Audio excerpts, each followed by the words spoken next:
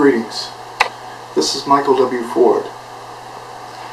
I'd like to talk a little bit about Luciferianism and really the greater Church of Lucifer and what the aims are as a philosophy and a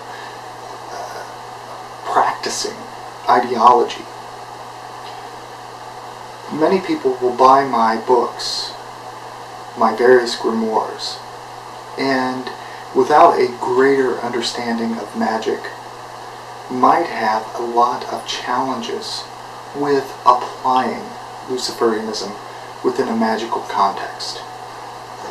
Before we go into that, I would like to back up and say let's consider first, in the mode of simplicity, the ideology and the philosophy of Luciferianism.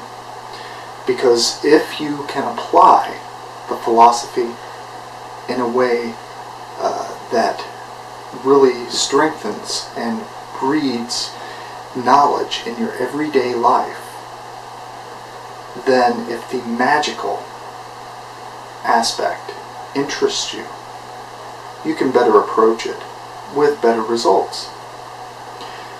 First of all, the Greater Church of Lucifer is really founded on the ideals of the philosophy that I and others have been working on and really toning and refining over the years.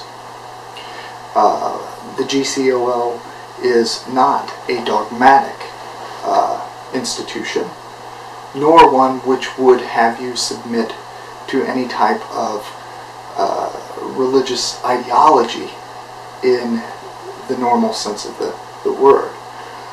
Luciferianism is a practical, pragmatic application of changing the way you think, how you approach things in life, and then with the knowledge that you are alone accountable for all the things that happen in your life, barring accident or unforeseen circumstance, that you alone are the essential deity, if you will, the one who is in charge of your existence. With that said, you must be pragmatic in how you approach life. No matter if you're a spiritual person,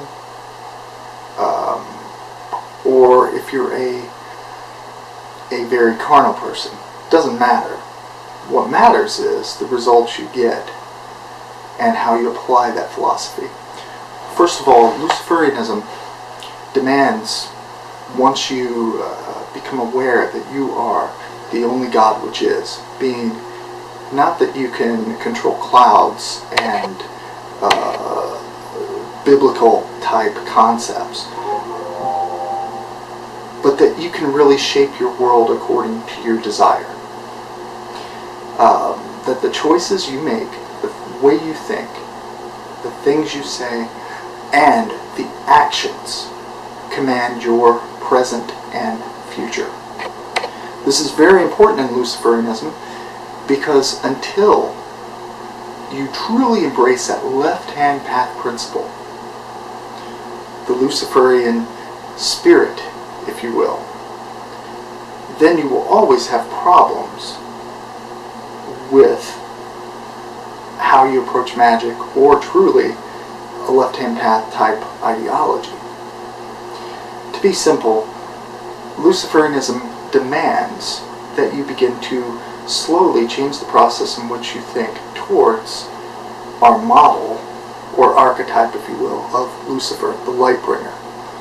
Be it the spiritual rebel of the Miltonesque Paradise Lost genre, or the Ashtar Lucifer of the Canaanite myths, the spiritual rebel, the conqueror. These are the symbols of Lucifer, and Lilith in her many forms, be it Ishtar, Inanna. All of those are symbols at first for the Luciferian to become inspired and direct their life according to their true will. Now, the true will is very important because it determines what you have a passion for in life and what you feel what the Greeks call pathos, the longing or yearning to do. And that will be uniquely different for every individual. With that said, if you take those basic everyday principles, apply them, then you will be able to approach magic, sorcery, Luciferian witchcraft, whatever it is, to great benefit in your life and whatever you want to do in the future. It gives you perspective and focus. Those are the most important things in Luciferianism. You're not submitting to an exterior deity. I'm not going to present these things as if you are atheistic or theistic. It does not matter. As a Luciferian, one of the modern founders of this new movement, I'll tell you that I could care less if you're atheistic or theistic. It's irrelevant.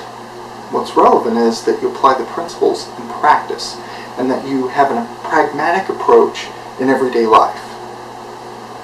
That if you go on forums or have messages or whatever it is with others, that you present mutual respect,